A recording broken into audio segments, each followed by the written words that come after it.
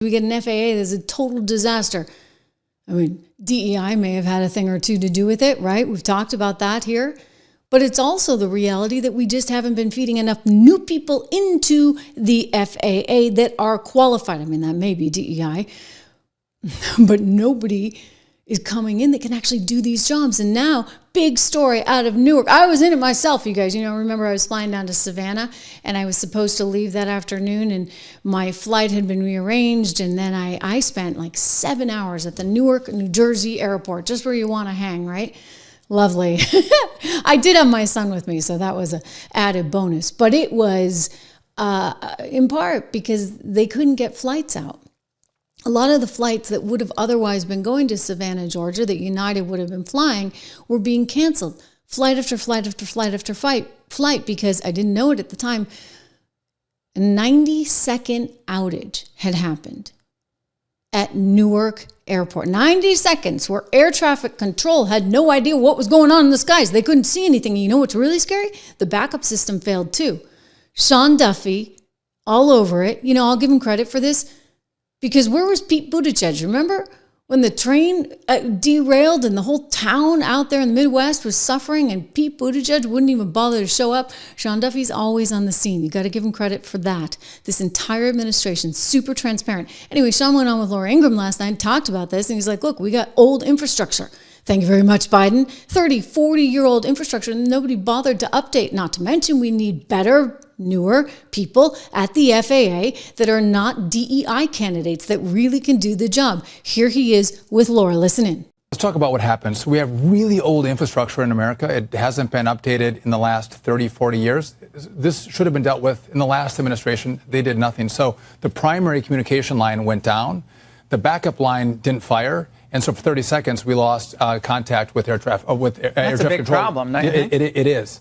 Now, were planes going to crash? No, they have communication devices. They can see other air traffic like GPS in the airplanes. But it's a sign that we have a frail system in place, and it has to be fixed. But by the way, so there's delays now at Newark. Well, if you're driving down the road at 70 miles an hour and you get white paint in your windshield, you slow down. So we've slowed the traffic down at Newark. There's a runway that's under construction, and our primary goal is to make sure people are safe. And so when you have an incident like this, both lines now work, Laura, but when you have an incident like this, you want to make sure that people are safe. And so you just have less departures out of the airport until we feel comfortable and safe that the system isn't going to go down again. So United is going to have to bear the brunt of some of that. They're going to have to get all the airlines together, really, and say, okay, what can we do to improve this? I'm going to go out on a limb and say, you know what? You probably need to pay the FAA guys more. Oh yeah, imagine that. Like I was reading, they are well paid. They're some of the best jobs you can get in government, but they work a zillion hours and they make them retire. I think the age is 55 because they can't even let you stick around until 60, or maybe you retire at 60 instead of 65. They can't let you stay because it's such a high stress job. Okay, well, if it's such a high-stress job, then we really, really need to pay them accordingly, right? Kind of like the emergency room doctor or the emergency room nurse. They should command a premium because of the stress level. So I don't have a problem with that. You're going to have to charge more for flights. Maybe the airlines have less profitability. Again, I don't really have a problem. And this is speaking as a, red-blooded American capitalist here. I don't have a problem with it because, above all, you need safe skies. And so when we're thinking about where our taxpayer dollars go, when we're thinking about whether or not some of the airlines should take on some of the burden, I say yes, yes, yes, right? I mean, of all the places that our taxpayer dollars go, we ought to at least be able to ensure the safety of our skies. Thank you very much. So the Trump administration has another project that it is gearing up for. And I mean gearing up because it's only been 100 and some odd days, and this is serious stuff. We do have another situation right now. You've got Newark Airport employees just walking off, FAA workers walking off the job following an equipment malfunction. That was the 90 days I told you about. They were referencing 30 days on Fox, but the truth is it turned out to, 90 seconds, not days. That would be really bad, right? We definitely wouldn't be flying anywhere. 90 seconds with no ability to communicate. Imagine that, guys. At Newark Liberty International Airport. I hate that airport too. You know what? I think it's kind of a icky airport that's always delayed, and that's an issue. So after this failure on April 28th, which left Federal Aviation Administration workers with no ears or eyes for 90 seconds, many of the controllers at the Philadelphia-based center took trauma leave. Trauma leave. Like 20% of them just walk off the job. They're like, we can't handle this. I mean, here I was saying pay them more, but that makes me kind of think twice about it. You know what? It's part of the gig, guys. Yeah, listen, I've had to cover all kinds of natural disasters as a reporter in the field. Do I get trauma leave? No. I mean, I'm sure it was stressful. It couldn't have been great. I'm sure for 90 seconds, you were absolutely terrified that all things were going to go wrong. But you know what? You get back in your seat and you do your job. That's kind of the American way, right? If you're going to take trauma leave every time something happens, then I don't think we really have a functioning FAA. Again, get the best people. I don't care what color they are. I don't care what sex they are. I don't care. Just give me the best possible people and pay them well and make sure that they're not sitting there like a bunch of sissies and saying, we need trauma leave, this, that, and the other. No, they got to do their job and keep us safe. And they should be paid and treated accordingly. So Donald Trump wants these improvements. I think he's going to get them. He better get them, right? Because we all fly. You know, there was that Black Hawk crash, horrific crash, and some people debate whether or not DEI came into that situation. It was a female pilot. We'll let that lay. We'll talk about it another time. But I would say that one of the big takeaways from that crash in D.C. was that you shouldn't have all that traffic, right? You don't want these consumer jets flying into the airport at Regan National, all while you get the Blackhawks going here, there, and everywhere.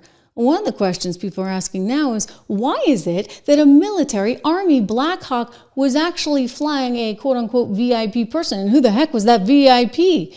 Sean Duffy kind of let it slip. They think it was maybe a 2-star general. What are the 2-star generals doing, getting flown around? They actually had to have 2 of these commercial jets have a different landing pattern because the helicopter needed to come through the airspace. Give me a break. Watch. The Army, in addition to this problem at Newark, the Army is pausing all helicopter flights near D.C. after those 2 commercial planes had to abort landings because of a Black Hawk taking the, quote, scenic route around the Pentagon for a VIP. This is 13 weeks after 67 people were killed in that horrific crash with another Black Hawk. Who was that VP they were taking the scenic tour for? That's the question. VIP. Right? So they have to have a mile and a half nautical separation, nautical miles, 500 feet separation as well. They breached that airspace, the helicopter did, and so 2 airplanes had to go around. The question becomes, who are the VIPs? Is it a 2-star, 3-star general? There's a lot of traffic going into the Pentagon. Oh. The top brass at the White House, they take a Suburban or a Tesla or they take their own car. Who do these generals think they are that they have to take helicopters to go to meetings or go to air? I don't know who it was. We should find out. And well, the DOD. Well, who do we ask? I mean, you're the transportation secretary. How do you not know? The FAA doesn't know. We asked the DOD. The DOD has promised radical transparency. They should tell us who is qualified to take a helicopter out of the Pentagon. I don't know, but they have to tell us. Well, could you just call up Hegseth? Well, I should actually. Why don't Let's you call him right now? You call Pete. Okay, Dial I got in. it. I got the phone. She actually has a phone right by her desk. Yeah, I do. I'm ready for that. But those are the answers that we need. Again, when we have these near misses, you got to stop the traffic. And listen, the president, the vice president, Pete Hegseth, they all should fly in helicopters. But a 2-star? I mean, come on. And again, it's suspect when they won't tell you who the VIP is. I'm with them. I mean, I'd really like to know. And by the way, Pete, yeah, I think you should be able to answer that question relatively soon. And Laura should call him. Maybe I'll email him. Listen, we need to make sure that we're not taking unnecessary risks or unnecessary chances. I think I was stunned, probably as much as you guys, when I found out that they actually use that for flight training. I mean, you're training people in potential conflict with consumer jetliners? Come on.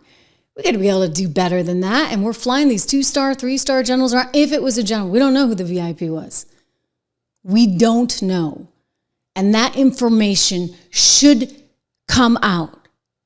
And Duffy's right to be asking those questions. And he knows Pete, and he can pick up the phone, and he can call him, and we need to stay on that, because no, you shouldn't be flying around VIPs and having consumer jetliners possibly in danger and having to completely reorchestrate their landing pattern. It's just wrong.